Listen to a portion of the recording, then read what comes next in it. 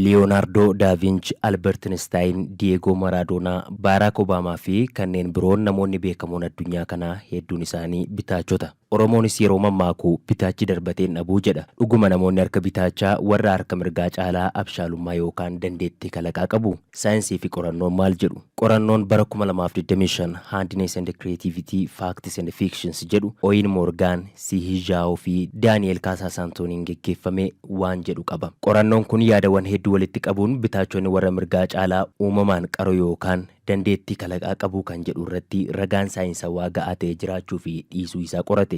Bu'aan qorannichaas waan nama ajaa'ibu qaba. Bitaachonni waliigalaan warra mirgaa caalaa qaroo ta'uu isaanii ragaan saayinsii hin mirkaneessu. Haa ta'u malee bitaachonni dameewwan akka aartii fi muuziqaa keessatti dandeettii olaanaa qabaachuu isaanii qorattoonni irratti waliigalu. Kana malees bitaachummaan hariiroo addaa sammuu fi qaama keenya waliin qaba. Sammuun dhala namaa kutaa gurguddoo lama hemisfeera bitaa fi mirgaa jedhamu qaba. Kutaan sammuu namaa gama bitaadhaan jiru irra jireessaan guutummaa qaama namaa karaa mirgaan jiruuf ajaja kenna. Sammuun gara mirgaan jiru ammoo qaama karaa bitaan jiru to'ata. Ta'us namni harka bitaachaa sammuun isaa guutummaa guutuutti sammuu gara mirgaa qofarraa ajaja fudhata jechuu miti. Kalaqni hojii kutaa sammuu tokko qofa osoo hin taane qindaa'ina neetworkiiwwan sammuu garaagaraa irraa kan madduudha. Warreen harka bitaachaa garuu irra jireessaan harki isaanii ajaja sammuu gara mirgaarraa fudhachuun qaroo ta'uuf carraa uumuuf mala. Addunyaa irratti namoota danuu keessaa gara harka 10 kan ta'an bitaachota jedhamee tilmaamama. Seenaa keessattis bitaachota beekamoon hedduutu jiru. Leonardo da Vinci, Pablo Picasso,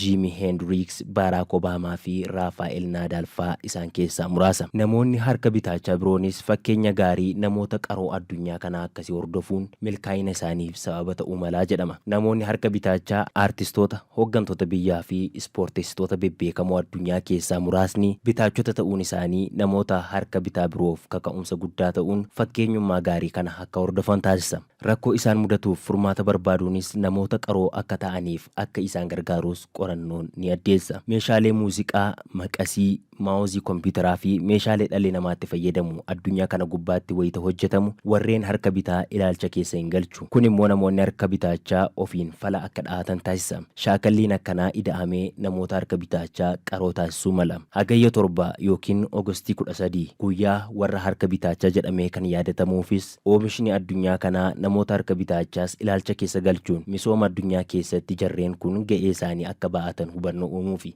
Gareen warra harka bitaachaa maqaa Left Handers Club jedhamuun kan hundeeffame akka lakkoobsa Awurooppaatti hagayya 7 yookiin Oogustii 13 1992 United Kingdamitti. Sanuma sababa godhachuun guyyaa kaarraa kana waggaa waggaan yaadatamee oola. Hordoftoota OBN Cyber Media warreen harka bitaachaa baga geessan, warreen kaanoo naannawaa keessanitti namni harka bitaachaa ta'ee dandeettii fi kalaqa nama ajaa'ibsiisu qabu jira yaada keessan nuuf qooda.